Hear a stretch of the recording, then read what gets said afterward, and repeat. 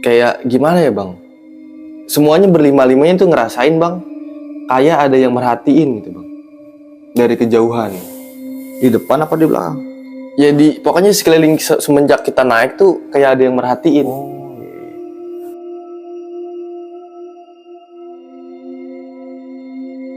Kira balik, saya nanya si Jojo, si Mawar mana?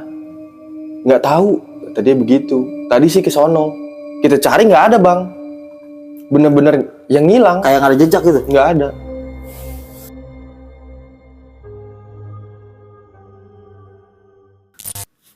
Assalamualaikum warahmatullahi wabarakatuh. Balik lagi di channel Gelap Malam Story. Dan masih bersama gua, Bang Dul pastinya. Nah, pada segmen horor kali ini, lagi dan lagi, gua telah ngedatangin salah satu narasumber. Kebetulan narasumber yang gua datangin ini adalah dari kru Gelap Malam Story sendiri. Narasumber gua ini akan membawakan kisah pendakian waktu dia dan 4 sahabatnya di Gunung Cikuray, Pia Pemancar. Langsung aja kita berkenalan dengan narasumbernya. Assalamualaikum Bang Habib. Ya, waalaikumsalam bang. Apa kabar Bang? Alhamdulillah baik. Ini yang mau dibawakan kisah tentang pendakian ke gunung mana Bang? Ini kebetulan emang kejadian udah lama sih bang, sekitar 4 tahun lalu itu ke Gunung Cikuray. Cikuray. Ya, Sebenarnya nih lu kalau ngedaki tuh udah berapa gunung sih? ya kalau bisa dibilang mah bang, ya masih awam juga sih, baru 1 atau 2 gunung lah. Nah si Cikuray ini yang ketiga. Lu boleh emak lu? Ya izin bang. Sek deh. Bang. Iya. Gua sebujuk-bujuk mau belum pernah gua naik gunung, gunung kapur doang. Nanti Bang kita lanjut lagi Bang ya. Siap. Terima kasih juga buat teman-teman yang sudah subscribe channel gua. Semoga kalian selalu diberikan keberkahan, rezeki yang berlimpah oleh Allah Subhanahu wa taala. Nah, buat teman-teman juga nih yang belum subscribe, bisa langsung aja nih tekan tombol subscribe-nya dan aktifkan lonceng notifikasinya nih, agar teman-teman semua tidak ketinggalan video-video terbaru dari kita. Nah, buat teman-teman juga nih sekiranya ingin menjadi narasumber di Gelap Malam Story, langsung aja nih DM IG gue nih ya di sini nih. Nah, tanpa berlama-lama langsung aja kita masuk ke ceritanya. Tetap di Gelap Malam Story.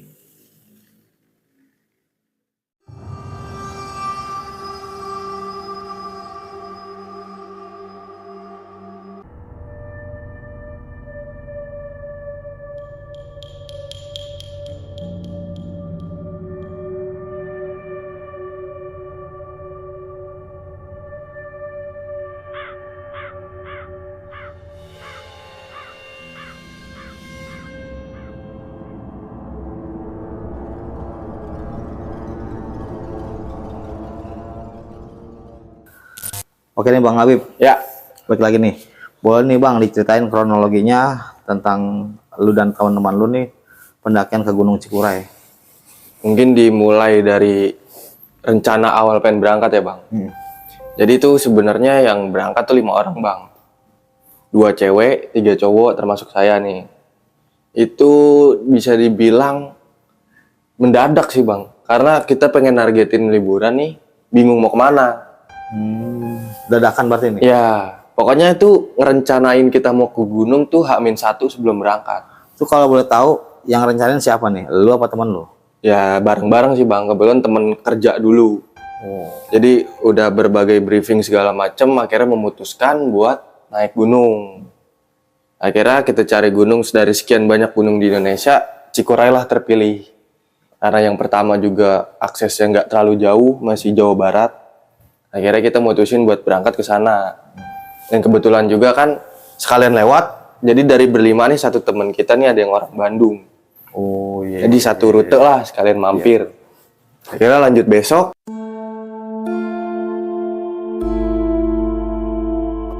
Kita siap-siap prepare, kita dari sini tuh naik mobil bang. Sampai Bandung tuh sekitar 3 jaman lah. Kita berangkat jam 5 sampai sana jam 8. Jam 8, setengah 8 lah. Jam 5 pagi. Ya, jam 8, setengah 8 sampai Bandung. Kita istirahat dulu di sana di rumah kawan kebetulan. Sampai kita berangkat lagi tuh jam 10-an kali ya. Buat ngelanjutin ke si tujuan utama kita nih. Ke Cikuray ini. Iya, ke Cikuray. Kita berangkat jam 10 sampai Cikuray itu sekitar jam 12, sekitar 2 jam, 3 jaman lah ya. Oh, kalau di Bandung deket lah ya. Iya, Garut tinggal deket lah ya. ya masih dekat lah. Kita tuh dari Bandung tuh nggak naik mobil pribadi lagi bang, jadi kita naik bus. Bus itu kalau pendaki tahu juga biasanya pendaki udah pada naik si Singaparma nama bisnya. Kita sampai ke pos, kita lewat via Pemancar. Ya, dari via Pemancar itu kita naik ojek karena akses mobil udah nggak masuk bang. Dari Pemancar kita naik ojek ke tempat pos pendaftaran. Kita daftar segala macem. Jadi kalau Cikuray itu bang, ya gue juga baru pertama kali ke sana. Titik dari pos 1 ke pos 2 itu lumayan jauh bang. Jauh. Cuman enaknya dia nggak terjal, masih kayak pedesaan. Agak landai gitu ya. Ya, masih persawahan gitu kan. Kita selesai daftar, kita naiklah ke pos 1, ke pos 2, masih ya selayaknya orang naik gunung lah. Ini dari teman-teman lu pada nih ada pengalaman yang udah pernah kesana loh. Baru 1 orang nih bang, Oh, 1 orang. si Rizal sebut ya. Oh. Dia yang memang udah beberapa kali ke sana. Sisanya memang saya pun baru pertama kali ke gunung itu. Akhirnya kita naik tuh sekitar jam 1 atau setengah 2 gitu.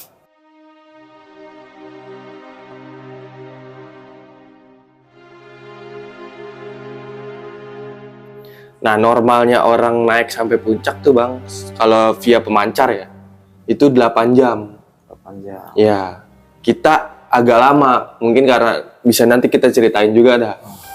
Jadi kita nanjak dari pos 1 ke pos 2 lancar, pos 3 lancar, dari pos 3 ke pos 4 nih, jalannya udah mulai naik bang. Agak terjal. Nih. Ya, agak terjal. Kita naik, nah di perjalanan itu kayak gimana ya bang? Semuanya berlima-limanya tuh ngerasain bang, kayak ada yang merhatiin gitu.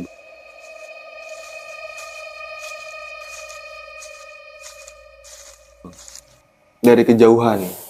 Di depan apa di belakang? Ya pokoknya sekeliling semenjak kita naik tuh kayak ada yang merhatiin. Oh, iya. Nah, akhirnya kita sampai pos 4 itu sekitar, pokoknya dari pos 1 ke pos 2 itu sekitar 2 jaman. Dari pos 2 ke pos 3 2 jam juga, 2 jam setengah lah. Dari pos 3 ke pos 4 sejam setengah. Oke. Pokoknya kalau nggak salah tuh kita sampai pos 4 tuh sekitar sore lah bang. Bisa jam 5 atau jam 4 gitu. Udah cukup sore juga ya? Ya, kita nyampe, niatnya nih kita pengen diriin tenda di pos 4. Akhirnya kita diriin tenda di pos 4. Nah ternyata nih salah satu, saya berlima nih bang ya. Sebut aja si Mawar, Ica, si Rizal, si Jojo, sama saya nih. Kita diriin tenda di pos 4. Si Ica ini kebelet pipis. Kebelet pipis kan. Nah dia minta nganterin, nggak mungkin dong kita yang nganterin. Pasti bareng si cewek satu lagi nih, si Mawar. Akhirnya dia berdua pergi, kita diriin tenda. Selang mungkin bisa dibilang 20 menit bang, nggak balik-balik. Itu posisi udah malam? Ya udah mau maghrib lah. Oh iya, iya. Nggak balik-balik gitu bang. Ya masa sih bang kencing 20 menit. Oh.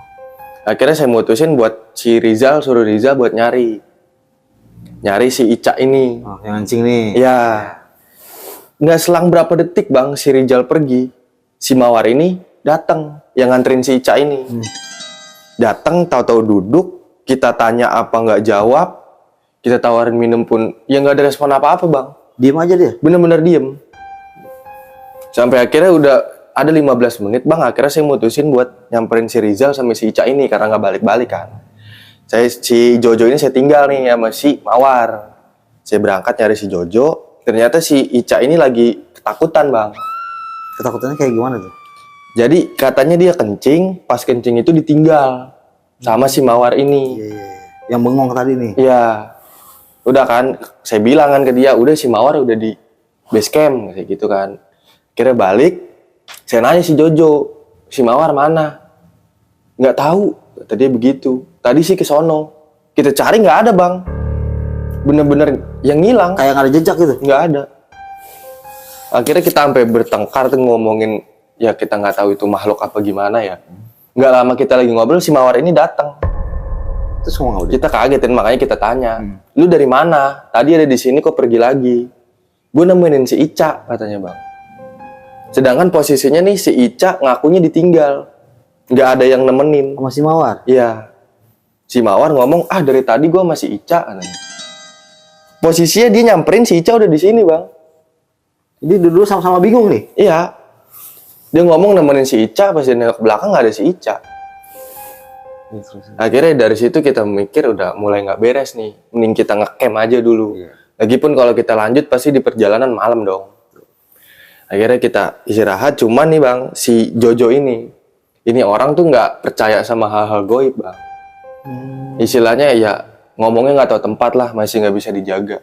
Jadi seenak. Ya ceplos-ceplos gitu. Dia nantangin, bukan nantangin sih bang, ngajak kita buat nanggung nih ke pos 5. Sedangkan kalau kita lanjutin ke pos 5, itu pasti di jalan tuh malam. Apalagi kan kita bawa perempuan juga, tanggung jawab juga kan. Akhirnya atas kesepakatan bersama, yalah ke pos 5 aja lah. Mungkin sampai pos 5 bisa jam 7 atau jam 8. Kita naik ke pos 5.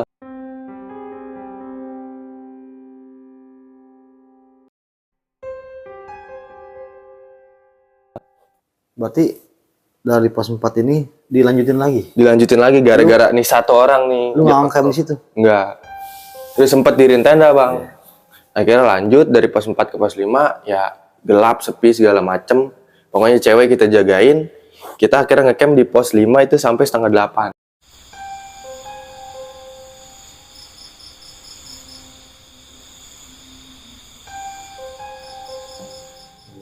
Kita ngecamp. Jadi posisinya tuh kita tidur ganti-gantian bang, ngejagain gitu kan. Yang 2 cewek tidur, si Jojo tidur, saya sama si Rijal di luar, ngejagain tenda lah. Terjaga lah ya. Iya, pokoknya sekitar jam mungkin setengah 12 atau jam 11 gitu. Udah pengen gantian sip, itu di belakang tenda tuh kayak ada buah jatuh bang. Buah jatuh. Kenceng banget tuh, buk gitu. Suaranya kencang gitu? Iya. Entah itu, kayaknya sih buah-buah gede kayak duren atau nangka gitu. Akhirnya saya ngecek nih sama si Rizal. Ya ada jiper juga bang, namanya bukan wilayah kita kan. Iya betul. Nah saya berdua ngecek, ternyata nggak ada apa-apa. Kita balik lagi dong ke tenda. Kita duduk, dia bunyi lagi. Suara yang sama? Iya, kurang lebih bisa sampai 5 kali suara bang. Tapi pas lu ke situ nggak ada? Berulang kali saya ke situ nggak ada apapun yang jatuh, buah atau hewan, nggak ada. Akhirnya saya berusaha pikir positif, mungkin babi hutan kan. Ya, tapi kalau babi kan suaranya beda. Iya sih. Masa bang. sih babi jatuh dari pohon? Akhirnya ya dari situ udah nggak ada kejadian. Saya tuker sip sama si Jojo jaga gantian. Saya tidur. Tidur bangunlah pagi. Kita nerusin jam 4 dari pos 5 ke atas tuh. Kita nerusin ke atas. Ya sampai atas sih normal-normal aja bang. Cuman pas pulangnya ini Kejadian aneh lagi nih. ya bisa dibilang bang.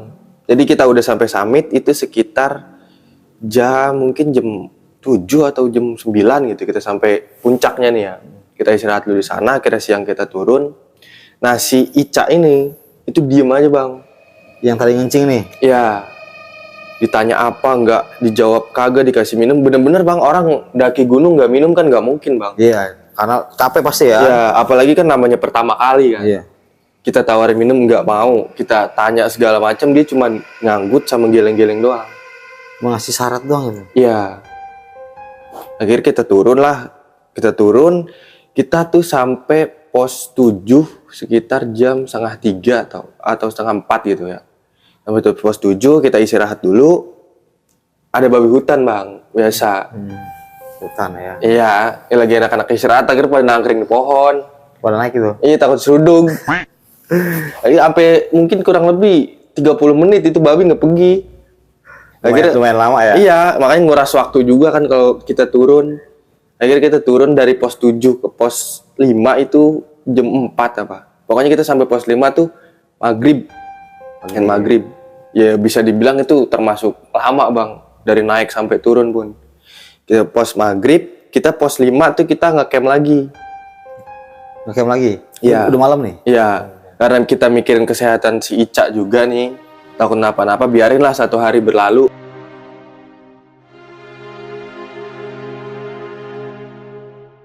Karena besok juga pada nggak ada kegiatan. Kita ngecamp, si Ica nih kebelet kencing lagi. Selalu di pos 4 kalau nggak pos 5 tuh dia kebelet kencing bang. Dia jarang minum ya kan? jarang. Iya, biasanya nggak pernah minum ya, lu tawarin dia Iya. nggak mau kan? Pokoknya dari semenjak ke atas ke bawah tuh sampai pos 5 dia tuh nggak ngomong apa-apa, Bang. Istirahat ya kita duduk, dia duduk, kita tawarin minum dia nggak mau, ditanya geleng-geleng sama nganggut doang. Kita pikir mungkin dia kecapean atau sakit kan. Makanya kita putusin buat istirahat dulu di situ. Kita istirahat, dia pengen kencing lagi nih si Ica, ditemenin sama si Mawar. Dengan yang sama nih, yang pertama. Ya. Akhirnya kencing normal, dia balik. Si Ica pergi, tahu sendiri, Bang. Kok? Ya kayak ngikutin jalan aja. Makanya si Rizal saya suruh samperin. Ngelayar gitu aja tuh? Iya. Si Rizal nyamperin, lama juga saya ikut nyamperin. Nggak selang mungkin 15 meter lah, Bang. Si Mawar ini teriak. Ternyata pas saya balik dia kesurupan.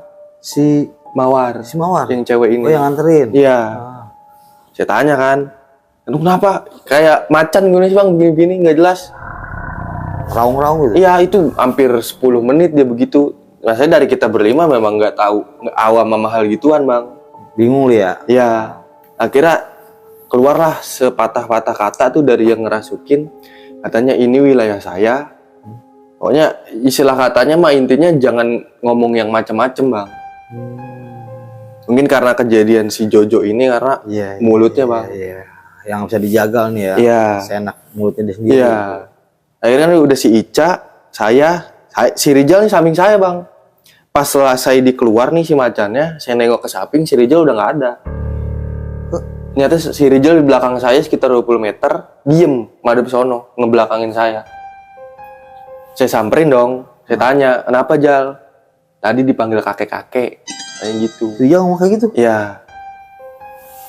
Dipanggil kakek-kakek, katanya suruh nyampein ke anak-anak, kalau mau turun jangan sekarang. Gitu kan.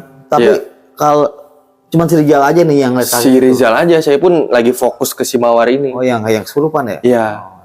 Si Rizal cerita begitu, ya nggak sempet nyampein ke anak-anak langsung, karena ngeri kan masih belum kondusif juga. Akhirnya pas udah pada ngumpul, kita cerita, kita bikin api unggun.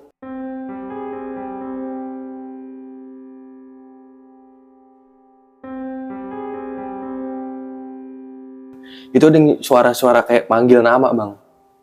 Yang dipanggil siapa? Si Mawar. Si Mawar dipanggil? Iya. Jadi pas awal pertama manggil tuh kita nggak denger. Ada yang manggil Mawar.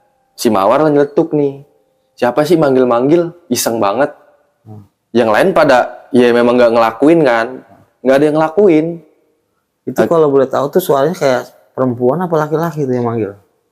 Lebih ke suara dalam sih, Bang, kayak Mawar. Suara gede gitu. Iya. Akhirnya kita berusaha, takutnya memang ada bocah yang iseng nih. Kita ngobrol lagi, cuman saling lihat-lihatan mulut nih. Iya. Kita cari tahu siapa. Pas banget kita diem, suara itu nongol dan lima-limanya kita dengar.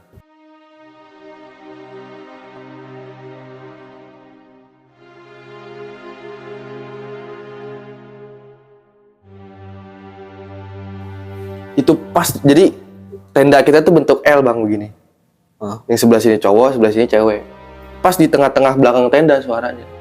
Persis belakang tenda? Pas banget. Lagi pas mulut lu pada diem nih, suara itu nongol gitu? Iya, manggil jelas banget, Mawar gitu. Langsung kan ya, saya juga nggak berani sendiri. Saya bareng si Rizal, saya samperin. Ya nggak ada apa-apa. Tapi suara itu bener-bener berlima ini dengar jelas. Berapa kali dia manggil gitu? Mungkin sekitar 5 kali, Bang. 5 kali. Lu ngecamp itu di posisi di pos 4 juga ya? Pos 4. Yang pertama di pos berapa? Pos 4 juga. Oh iya. Nah, barulah si Ica ini cerita. Pas di pos 4.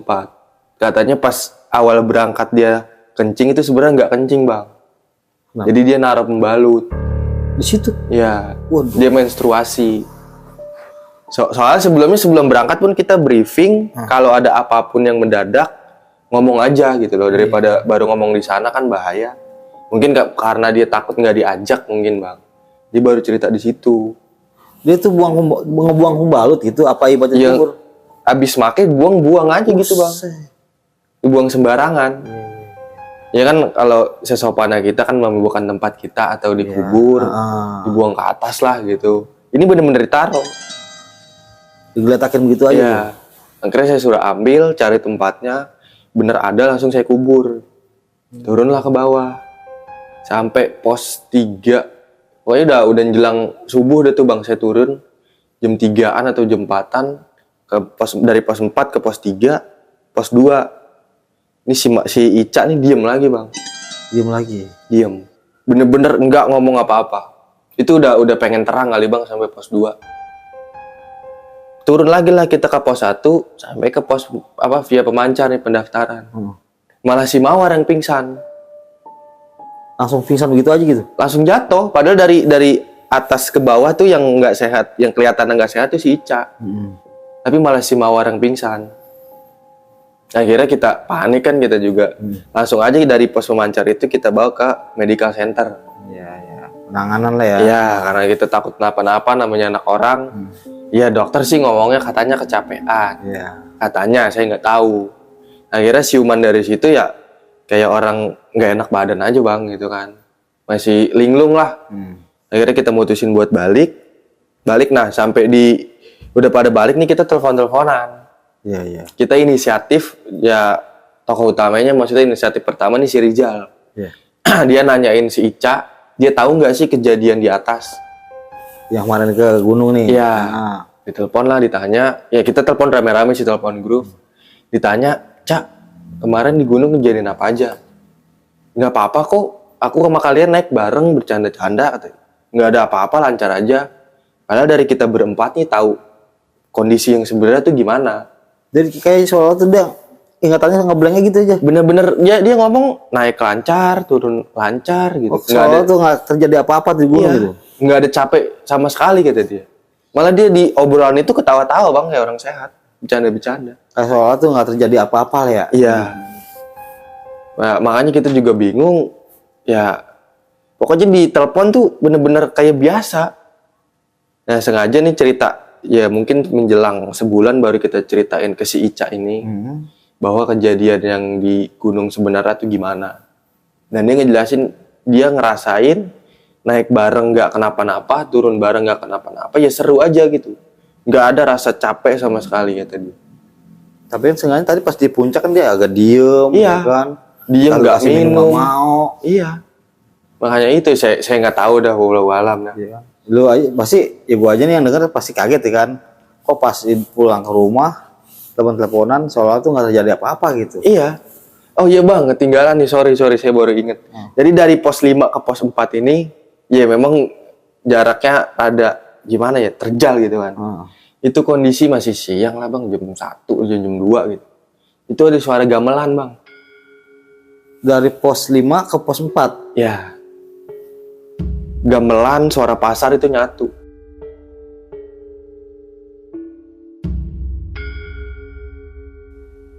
Di situ? Saya dengar berlima-limanya. Bener-bener suara gamelan Jawa gimana sih Bang?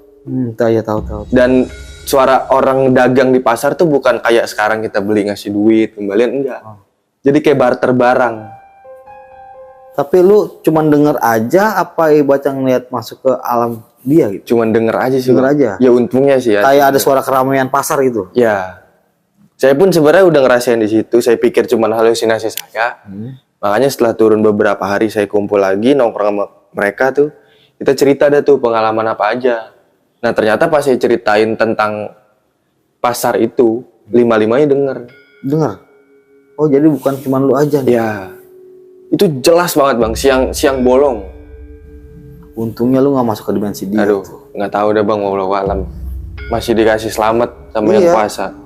Mungkin ya gara-gara teman lu si Ica ini nih. Enggak, yang si cowok Jojo. ini. Iya, si Jojo nih. Yang mulutnya seenak udelnya sendiri nih. Ya kadang namanya di gunung kan kita juga bahasanya sopan santun kita jaga juga kan. Karena kita kan hidup juga bukan cuma kita doang Bang, kita berdampingan. Ya mungkin itu aja sih Bang, pengalaman gua di Cikuray. Mungkin buat kesekian kalinya dan terakhir kali ya. Masih belum mau naik lagi dah. Ya nggak apa-apa lah. Ya, pokoknya lain kali tuh lebih sportif juga, kudu hati-hati, lebih safety lah itu kan ya kan. Oke, makasih Bang Habib nih. Siap Bang. Udah, ya bener Bang Habib ini sebenarnya salah satu tim dari Gelap Malam Story. Jadi dia punya pengalaman tentang pendakian ke Gunung Cikuray, makanya dia berbagi cerita di sini nih. Ya, mungkin itu aja teman-teman semua pengalaman dari Bang Habib. Banyak pelajaran yang kita ambil nilai positif lah di sini kan. Pokoknya terima kasih. Wassalamualaikum warahmatullahi wabarakatuh. Thank you Bang Ya Habib. Bang.